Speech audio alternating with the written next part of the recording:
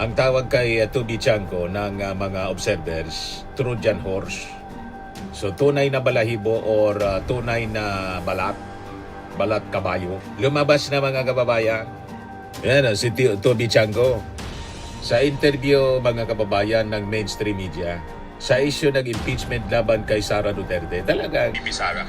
So we have to make sure of that. No? Kasi ngayon, wala pa siyang napapanagot. So isip nila kung si VP Sara manalo, siguradong papanagutin sila. So let's make... Tingog Party List Representative Jude Asidre, si Toby Chanko, there was no bribe, sabi niya. There was no deal. There was no exchange. If there is evidence, present it. Sinupalpal siya, mga kababayan. If there is none, stop misleading the public. If such a claim... Nagpapagang mga balita at pagtalakay sa mga isyu ng lipunan. Bulsa! Opinyon, banat at paglalantad sa katotohanan. Bulsa! What you see is what you get. You decide. Hello mga kababayan, si Dante Maravillas. Lumabas na talaga yung tunay na kaliskis ni Toby Chanko. Kaliskis talaga niya, Mr. Maravillas. Di ba pag kaliskis, ahas, adi tunay na balat or balahibo na lang. Kasi ang tawag kay Toby Chanko ng mga observers, Trojan horse. So tunay na balahibo or tunay na balat kabayo. Lumabas na mga kababayan. Yan si Toby Chanko. Sa interview mga kababayan ng mainstream media, sa issue ng impeachment laban kay Sara Duterte, talaga DDS na malinaw na pasok yung kampo ng ating Pangulong Bongbong Marcos na kung saan noong 2025 midterm election, siya yung campaign manager ng alyansa.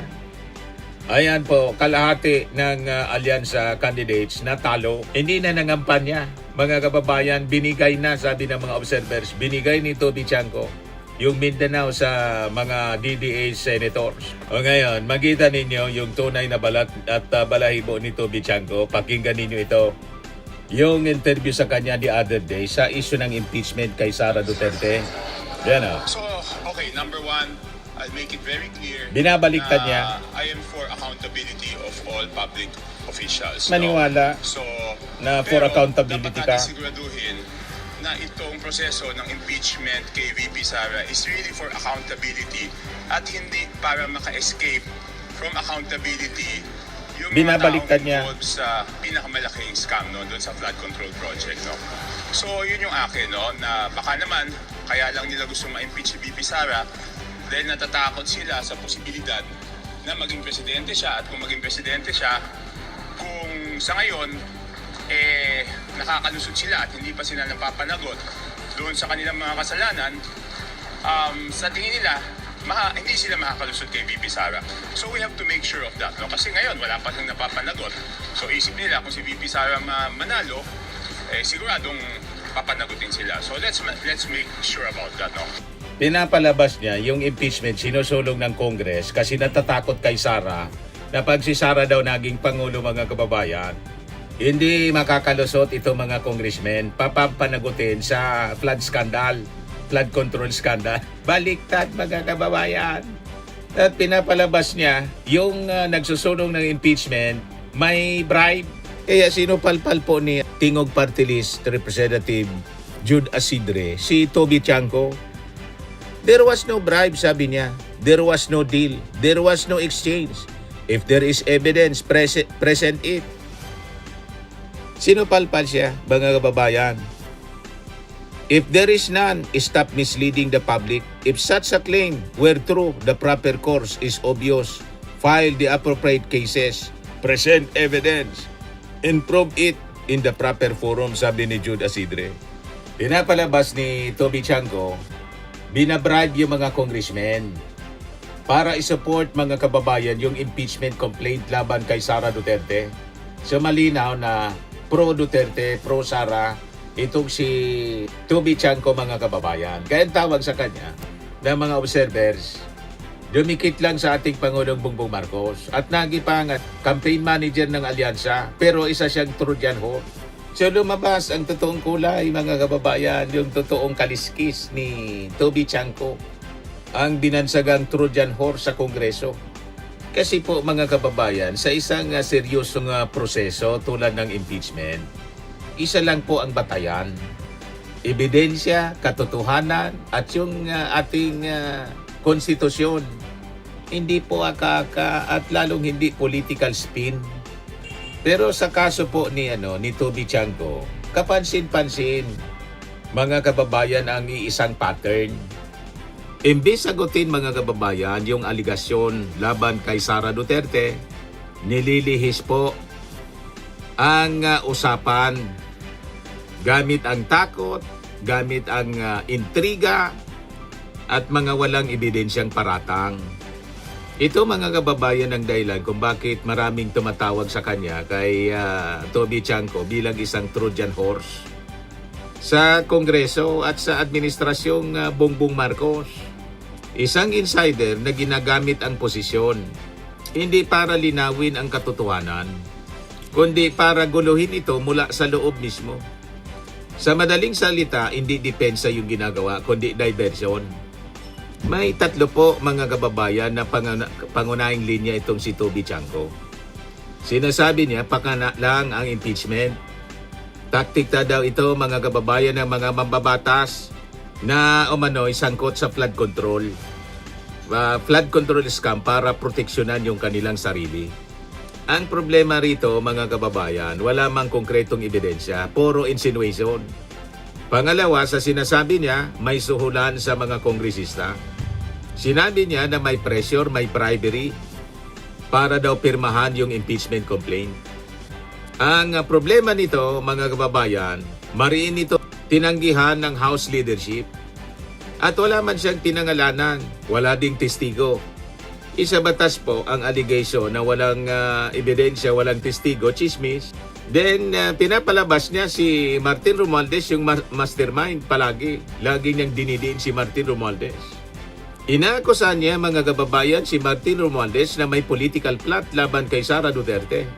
Ang problema dito, ito mga kababayan ay pure speculation. Wala siyang factual grounding. Ngayon mga kababayan, bakit delikado ang ganito mga naratibo? Hindi lang ito mga kababayan kasi simpleng opinion. May epekto po ito sa institusyon. Sinisira yung credibility ng mismong Kongreso. Kapag sinasabi mo na ang mga congressmen na bibili at natatakot, binabastos mo mismo ang institusyon. Kaya nagagalit sa kanya yung kanya mga kasama mismo sa Kongreso. Si Terry Ridon nga, tina-challenge siya. Pangalanan mo anya, sino ang sinasabi mo na binabribe? Ganon din mga kababayan, yung hamon ni Asidre. Hindi lang binabastos yung institusyon. Minamaliit mo mismo yung proseso ng impeachment. Saka niloloko mo yung publiko. Malinaw. Napakalinaw yung mga ginawa ni Sara Duterte. Yun lang pagbabanta, mga kababayan, sa ating Pangulo at kay First Lady, pati kay Martin. At kung isupport yung impeachment ni Martin, may karapatan siyang isupport, mga kababayan, kasi siya mismo yung pinagbantaan, hindi man siya inaano. At ang ginagawang ito ni Toby Chanco, diversionary tactic mga kababayan na malinaw. Nalilihis sa totoong usapin. Ano yung totoong usapin? Ang totoong usapin po, yung graft in corruption. Betrayal of public trust tulad ng laman ng articles of impeachment at yung misuse ng OBP funds. Yon ang totoong usapin dito mga kababayan. Pero ang gustong pag-usapan ni Toby Chanco sa kanyang mga sinasabi, yung flood control. Yung flood control po, iniimbestigahan na din yun. Yung takutan at saka political conspiracy. Doon niya kinakaladkad mga kababayan yung issue. So this is a classic diversion mga kababayan na malinaw. Ang tawag dyan, DDS script in action. Ito mga kababayan yung lumang formula. Gawing biktima si Sara, gawing kontrabida yung Kongreso. Sabing political persecution po yung legal process. Pero ano mga kababayan yung totoo? Ang impeachment po ay isang proseso ng konstitusyon. Hindi po siya propaganda, mga kababayan. So, dito po pumapasok, mga kababayan, yung bravado ni Toby Chanko. Matapang magsalita, pero walang pruweba. Aminado siya mismo sa interview, mga kababayan, na hindi niya daw alam na ginagamit yung FLR funds yung for later release. Wala man siyang konkretong ebidensya sa sinasabing bribery. Pero patuloy pa rin ang kanyang akusasyon sa mga interviews niya sa media, tulad na nangyari the other day. So ito, mga kababayan, ang mali sa isang rule of law system. Kasi po ang akusasyon dapat na may ebidensya. Hindi lang yung lakas ng loob. Kasi kung hindi, mga kababayan, hindi siya whistleblowing, kundi isa siyang misinformation. Yun ang nangyayari ngayon. So malinaw po ang sagot ng Kongreso. Sabi po ni Congressman Asidre ng Tingog Party List, walang soholan niya, walang palitan. Direkta yung naging sagot. Walang bribery, walang political deal, walang political manipulation. At higit sa lahat, hinamon niya si Chanko, maglabas ka niya ng ebidensya. Kung totoo, mag-file ka niya ng kaso. Dali natin sa tamang forum. Tama. Kung hindi, tigilan mo na niya yung panlilinlang.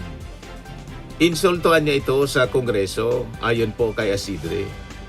Ang pagbibintang na nabibili yung mga kongresista ay reckless, baseless at insulto mismo sa integridad ng institusyon at insulto sa talino ng mga Pilipino. Sabi naman po ni Congressman Joel Chua, pangalanan mo anya kung sino. Sino anya yung corrupt, sino yung natatakot. Pangalanan mo. Yan ang challenge kay Toby Chanko. Kung walang anyang maibigay, wag lalahatin ang Kongreso. Kung may takot man kay Sara Duterte, parte na yan ng occupational hazard nila. Hindi yung dahilan para tumigil sa kanilang trabaho. Parte yon ng kanilang trabaho. So rule of law, hindi dapat rule of fear, mga kababayan, ang dapat na manaig. So yung linyahan, mga kababayan, ni Toby Chanko, inamplify ng isang social media personality na si CJ Hero, yung angkor po ng Peanut Gallery. Attack dog, mga kababayan. Kasama siya sa nagpapakalat ng ganitong naratibo.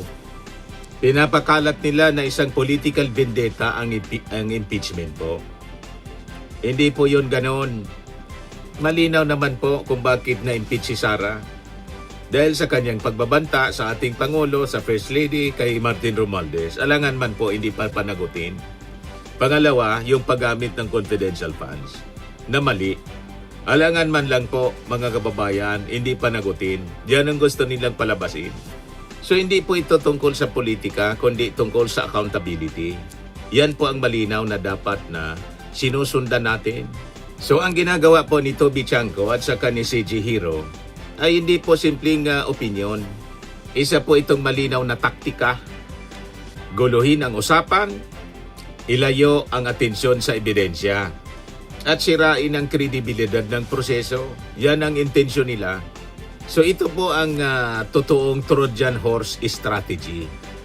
Hindi po direktang sirain o direktang harapin ang kaso, kundi sirain ang sistema na humahawak po nito.